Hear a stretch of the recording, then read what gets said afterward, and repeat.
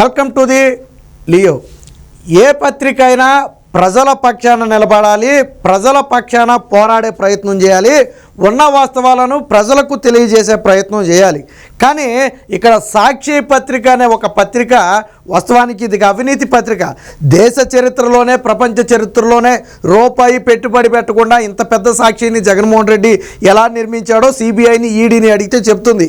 ఈ సాక్షిలో జగన్మోహన్ రెడ్డి వాటా లేనే లేదు, అన్నీ కూడా బయట నుంచి వచ్చి పెట్టుబడిలే. సో ఎలా వచ్చినాయి అనేది మళ్ళీ అదంతా వేరే కథ, దాన్ని పక్కన పెడదాం. ఈరోజు సాక్షి జగన్మోహన్ రెడ్డి అధికారంలో ఉన్నప్పుడు రాష్ట్రంలో ఎన్ని అరాచకాలు జరిగినా బయట ప్రచురించదు.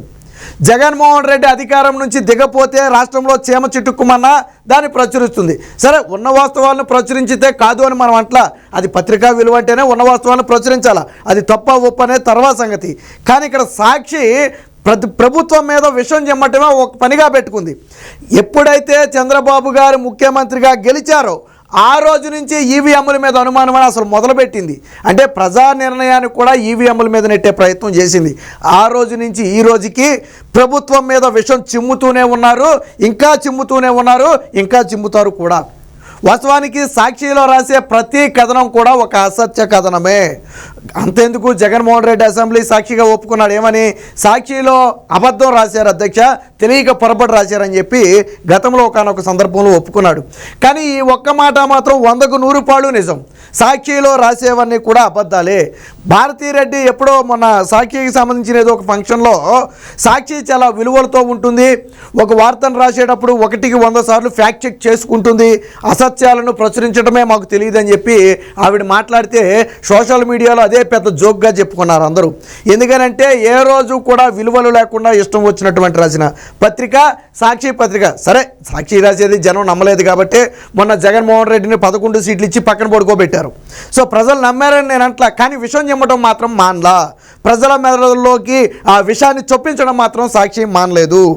ఇప్పుడు నిన్న ఆల్రెడీ ఒక కథనం రాశారు, ఏది విశాఖ స్టీల్ ప్లాంట్ అమ్మేద్దాం అనుకుంటున్నామని. వాస్తవానికి అది అమ్మట్లేదని చెప్పి నిన్న కేంద్ర మంత్రి చెప్పాడు. ఈరోజు తల్లికి వందనం పేరు మీద మరొక అసత్య కథనాన్ని రాశారు. ఒకసారి చూద్దాం. ఇదిగో ఇక్కడ ఒక కథనం రాశారు చూడండి.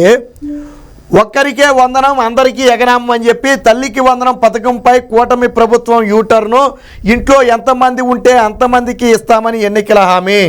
ఎన్నికల ప్రచారంలో ఎలా చెప్పారు, ఇది ఇచ్చారని చెప్పారు. మరి ఇప్పుడు మాత్రం కేవలం ఒకరికే ఇస్తున్నారని భారతీరెడ్డికి ఎలా చెప్పారు? తెలుగుదేశం పార్టీ దీనికి ఏమని కౌంటర్ ఇచ్చిందంటే, అమ్మా భారతీరెడ్డి, నీకు చదువు రాకపోతే చదువుకో, లేదా చదువు వచ్చిన వాళ్ళతో చెప్పించుకో. ఇచ్చిన జీవోలో, తల్లికి వందనం జీవోలో చైల్డ్ అని ఉంటే ఒక్కరికే అని అర్థం, చిల్డ్రన్ కానీ చిల్డ్రన్స్ అని కానీ ఉంటే ఒకరికంటే ఎక్కువ అని అర్థం. అక్కడ ఇద్దరు అని కూడా మెన్షన్ చేయలేం. వాస్తవానికి ఏంటంటే వీళ్ళ ఉద్దేశం ఏంటంటే ఇద్దరైనా ముగ్గురైనా మెన్షన్ చేయాలనేది వాళ్ళ ఉద్దేశం. ఇప్పుడు ఒకళ్ళు ఉంటారా, ఇద్దరు ఉంటారా, ముగ్గురు ఉంటారా అనేది మనం ఎలా డిసైడ్ చేస్తాం? కాబట్టి ఏమన్నారు అక్కడ, అయితే చిల్డ్రన్ లేదా చిల్డ్రన్స్ అని అంటారు. సో దాని అర్థాన్ని వీళ్ళు మార్చేసి అక్కడ తల్లి అని ఉంది కాబట్టి వాస్తవానికి ఒక తల్లికి ఉన్నటువంటి పిల్లలు ఎంతమంది అయితే అంతమంది అనేది దాని అసలు అర్థం. కానీ దాని అర్థాన్ని మార్చేసి వాస్తవానికి చదువుకున్న వాళ్ళకి అర్థమైంది, వాళ్ళు ఎవరు మాట్లాడాల. మరి భారతీరెడ్డి లాంటి వాళ్ళు ఎక్కడ పెద్ద స్కూల్లో చదివారో మనకైతే తెలియదు, కానీ లేదా సాక్షిలో పనిచేసి ఎడిటర్లు ఎక్కడ చదివారో మనకైతే తెలియదు. కానీ వాళ్ళు ఈరోజు నిన్న ఉదయం నుంచి కూడా దీని మీద ఒక తీవ్ర విష ప్రచారం చేస్తున్నారు. పోనీ తెలుగుదేశం పార్టీ క్లారిటీ ఇచ్చింది కదా, సరే మీరు అర్థం చేసి తప్పే అర్థం, లేదా ఇచ్చిందే తప్పు, కాసేపు పక్కన పెడదాం. తెలుగుదేశం పార్టీ చాలా స్పష్టంగా చెప్పింది, ఎంతమంది పిల్లలు ఉన్నా అంతమందికి మేము పథకం ఇస్తాం అని చెప్పింది కదా. మరి చెప్పిన తరువాత కూడా నువ్వు ఈ నీచమైన కథనం రాశావంటే నీకు సిగ్గు శరం ఉందా భారతీరెడ్డి?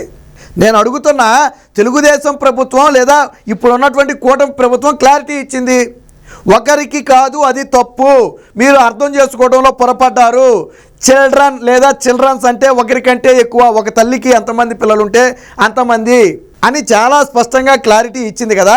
నిన్న మధ్యాహ్నమే క్లారిటీ ఇచ్చింది కదా. మరి క్లారిటీ ఇచ్చిన తర్వాత కూడా నువ్వు ఎందుకు ఈ కథనం రాశావు? ముందు నువ్వు పొరపడ్డావు, ఓకే పక్కన పెట్టు. క్లారిటీ ఇచ్చిన తర్వాత కూడా ఈ కథనం ఎందుకు రాశావు అంటే నువ్వు విషయం చెమ్మటం కదా. రేపొద్దున ఎంతమందికి ఉంటే అంతమంది పిల్లలకు చంద్రబాబు గారు తల్లికి వందనం ఇస్తారు. నువ్వు తల ఎక్కడ పెట్టుకుంటావని నేను అడుగుతున్నా. నువ్వు తల ఎక్కడ పెట్టుకుంటావు? రేపొద్దున పిల్లలకి ఇస్తారు, ఈ కథనం రాసి నువ్వు తల ఎక్కడ పెట్టుకుంటావు? సమాధానం చెప్పగలవా నువ్వు? ఎందుకు ఈ దిగజారుడు బతుకు?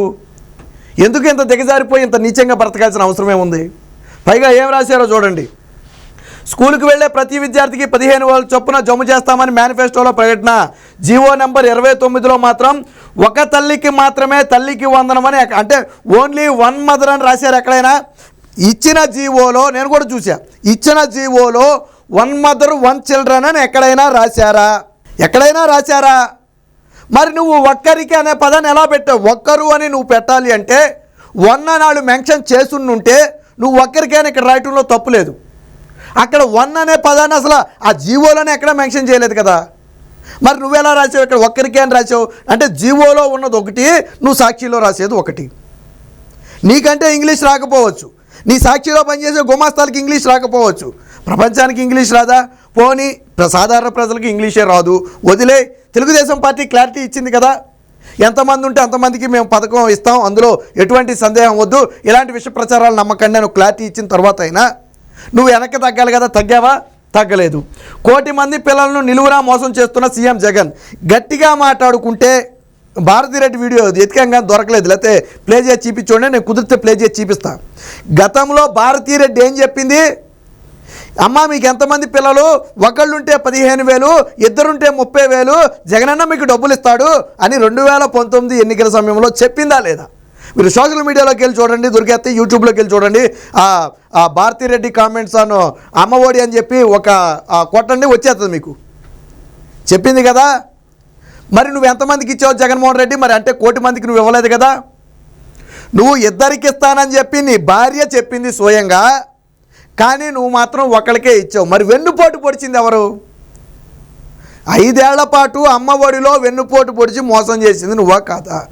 ఈరోజు తెలుగుదేశం చాలా స్పష్టంగా మేనిఫెస్టోలో చెప్పింది, చెప్పినట్టుగానే మేము అందరికి ఇస్తామని చెప్పింది. నీకు ఒకవేళ 3 పిల్లలు ఉంటే 3 పిల్లలకు కూడా ఇస్తామని చెప్పింది.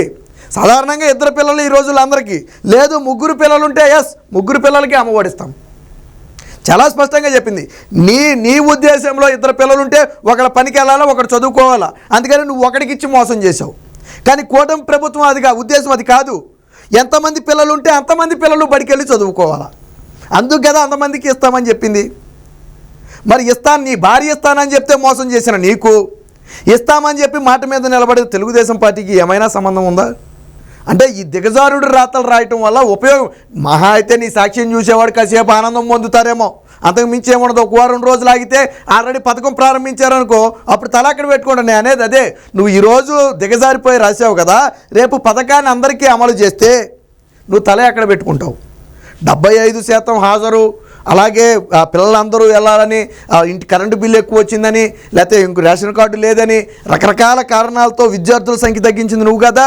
నువ్వు మొదటి ఏడాది అమ్మఒడి ఇచ్చిన వాళ్ళకి, ఆఖరి ఏడాది అమ్మఒడి ఇచ్చిన వాళ్ళకి సంబంధం ఉందా? 5 ఏళ్ల పాటు కంటిన్యూగా అమ్మఒడి తీసుకున్న వాళ్ళు ఎవరైనా ఉన్నారా? అందులో మళ్ళీ ఒక అమ్మఒడి పంగనామం పెట్టినట్టున్నావు చివరిలో పడకుండా. మరి ఇది జగన్మోహన్ రెడ్డి మోసం చేయటం కదా. చేసేది నువ్వు, కూటమి ప్రభుత్వం చేస్తుంటే చూడలాగా ఏడ్చేది కూడా నువ్వే. నీ హయాంలో ఏ రోజైనా జగన్మోహన్ రెడ్డి భార్య భారతిరెడ్డి 2కి అమ్మఒడి ఇస్తానంది, జగన్మోహన్ రెడ్డి ఒకరికి ఇచ్చారని రాసావా? ఎందుకు రాయలేదు? మరి అదేమైనా నీచమైన బుద్ధి? వీళ్ళ దిగజారుడు ఎలా ఉంటుందంటే ఇలా ఉంటుంది. ఇంటిలో పిల్లలందరికీ కాకుండా ఒక్కరికే అంటూ మెలిక, అది ఎప్పుడు ఇస్తారో తెలియదు. 5 ఏళ్ల డేటా ఉన్న లబ్ధిదారుల ఎంపిక పేరుతో తాత్సార్యం చేస్తున్న సర్కారు ఇన్నాళ్లకు కేవలం గైడ్లైన్స్ మాత్రమే జారీ, అందులోనూ ప్లేట్ ఫిరాయింపు. ఏటా జూన్ నెలలోనే అమ్మఒడి జమ చేసిన జగన్ ప్రభుత్వం. వైఎస్ జగన్ సీఎంగా ఉంటే ఈ పాటికే అమ్మఒడి, రైతు భరోసా, విద్యా దీవెన, ఆల్రెడీ నువ్వు చెప్పిన కథలే మళ్ళీ అన్సార్లు చెప్తావా జగన్మోహన్ రెడ్డి? నీ సాక్షిలో 5 ఏళ్ల పాటు కొట్టుకున్న డొప్పే అమ్మఒడి, జగనన్న విద్యా దీవెన, లేకపోతే రైతు భరోసా, నువ్వు కొట్టుకున్న డొప్పే. అయినా ప్రజలు నిన్ను అమలా ఈడ్చిచ్చి తన్నారు. ఇంకా ఎంతకాలం ఈ డప్పు కొట్టుకుంటావు? ఇది మళ్ళీ గతంలో మేనిఫెస్టోలో ఏం చెప్పారు అనేది ఇక్కడ ఇచ్చారు. మేనిఫెస్టోలో ఏం చెప్పారో ఎస్ అదే ఇస్తారు. ఎంతమంది ఉంటే అంతమందికి స్కూల్కి వెళ్ళే ప్రతి విద్యార్థికి ఏడాదికి 15,000. ఎస్ ఈ రోజు కూడా అదే మాట కట్టుబడి ఉన్నారు. నువ్వు కాదు అంటే కదా రాయాలి దీన్ని. ఒకవేళ చంద్రబాబు గారి ప్రభుత్వం మేము ఇవ్వలేము, లేదు తూచి మేము ఒకరికి ఇస్తున్నామంటే అది తప్పు. అప్పుడు నువ్వు రాయి, తప్పు లేదు. మోసం చేశారంటే రాయి. సరే నీ హయాంలో మోసం జరిగినది ఏ రోజు నువ్వు రాయి అనుకో, అది పక్కన పెడదాం. కానీ ఈరోజు మాట తప్పలేదు కదా. ఆల్రెడీ నీ సోషల్ మీడియాలో వైరల్ అయిన తర్వాత క్లారిటీ ఇచ్చారు కదా. బాబు చైల్డ్ అంటే ఒకరే, చిల్డ్రన్ ఆర్ చిల్డ్రన్స్ అంటే ఒకరికంటే ఎక్కువ అని అర్థం. అది తెలియకపోతే చదువు నేర్చుకో లేదా చదువు వచ్చిన వాళ్ళతో చెప్పించుకో అని చెప్పి ఒక క్లారిటీ ఇచ్చిన తర్వాత కూడా మారలేదు అంటే ఏమనుకోవాలా? సో వైసీపీ విష ప్రచారమే ప్రధాన ఎజెండా. నిన్నేం రాశారు? విశాఖ స్టీల్ ప్లాంట్ అమ్మేద్దామని రాశారు. సో అదే ఒక టాపిక్, నేను మళ్ళీ దాని మీద ఒక వీడియో చేస్తా. వీళ్ళు రాసిన దానికి ఏం క్లారిటీ వచ్చిందో ఈ సాక్షి నీచ బుద్ధి కూడా బయట పెడతా. నేను విశాఖ స్టీల్ ప్లాంట్ విషయంలో సాక్షి నీచ బుద్ధి కూడా బయట పెడతా. ఇప్పటికైనా సాక్షిని చూసేవాళ్ళు ఒకటి అర్థం చేసుకోండి, సాక్షిలో వచ్చిన వార్త ఏది కూడా నిజం కాదు. వాస్తవానికి అది రాష్ట్ర ప్రజలకు అర్థమైంది కాదు అని నేను అంటలేదు. ఎందుకంటే మొన్న ఫలితాలు అర్థం అవ్వబట్టే మొన్న ఫలితాల్లో ఏ రకంగా తీర్పిచ్చారో మనందరం చూసాం. కానీ సాక్షి మాత్రం విషం చిమ్మటం, ప్రజల మెదడుల్లోకి విషాన్ని ఎక్కించడంలో మొదటి వరుసలో ఉంటుంది. 2019లో ఎన్నికల ముందు చేసింది అదే, మళ్ళీ ఇప్పుడు అదే చేయాలని ప్రయత్నం చేస్తుంది. ప్రజలు మాత్రం అప్రమత్తంగా ఉండండి.